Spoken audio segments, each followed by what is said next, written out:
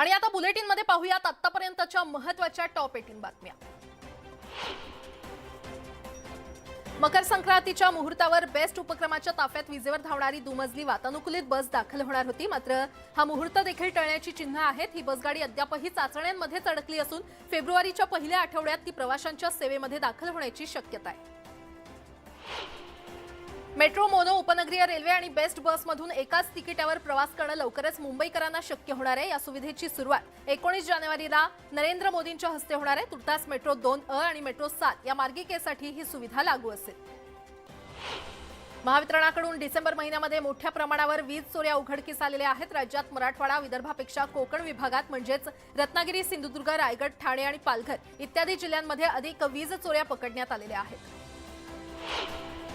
इगतपुरी परिसरात असलेल्या जिंदाल कंपनीला आग लागली होती। या कंपनीला अग्निशमन विभागाने आग विझवण्याचे 5,66,000चं बिल पाठवल्याचा प्रकार समोर आलाय।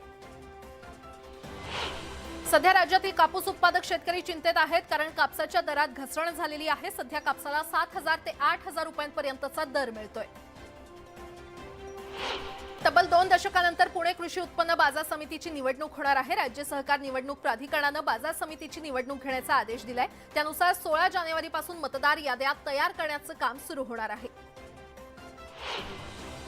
नायलॉन मांजा छुप्या पद्धतीने कटलरी दुकानात विक्री करणाऱ्या वाळूज येथील व्यावसायिकावर वाळूज पोलिसांनी कार्यवाही करत 1,680 रुपये किमतीचा नायलॉन मांजा जप्त केलाय। या व्यापाऱ्यावर गुन्हा दाखल करण्यात आलाय।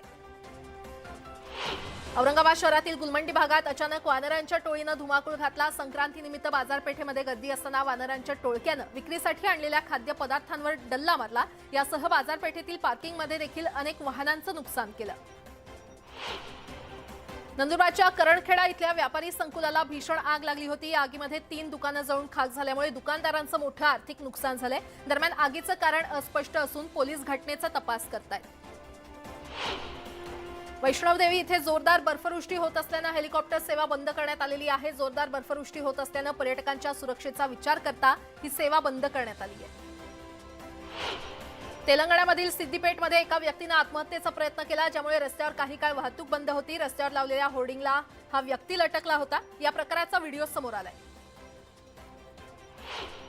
काही ग्रामस्थांनी पोलीस पथकावर हल्ला करून एका आरोपीची सुटका केली। या हल्ल्यामध्ये काही पोलीसही जखमी झाल्याचं सांगण्यात आलंय। पोलिसांनी गाडी थांबवल्यानंतर संतप्त लोकांनी गाडीची काच फोडली।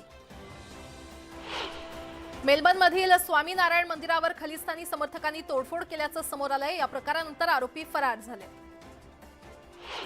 रशियानं काळ्या समुद्रात आपली ताकद वाढवण्यास सुरुवात केली आहे। रशियानं युक्रेनमधील नौदल तळावरून एक मोठी युद्धनौका आणि 3 पाणबुड्या काळ्या समुद्रात पाठवलेल्या आहेत, अशी माहिती युक्रेनच्या लष्करानं दिली आहे।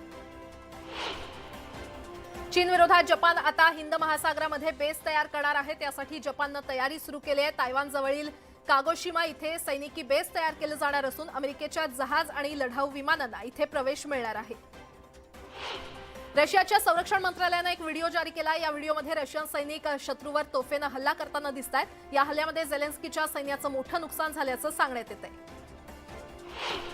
पाकिस्तानात पीठ मिळणं इतकं अवघड झालंय की पोलीसही आता ते चोरू लागलेले आहेत। पाकिस्तानातील अनेक शहरांमध्ये आजकाल 1 किलो पिठाची किंमत 150 पाकिस्तानी रुपयांच्या पुढे गेली आहे। एका भागात अनुदानित पीठ येताच अनेक पाकिस्तानी पोलीस कर्मचारी त्यांच्या कारमध्ये पिठाची पोती भरत असल्याचं दृश्य समोर आलंय।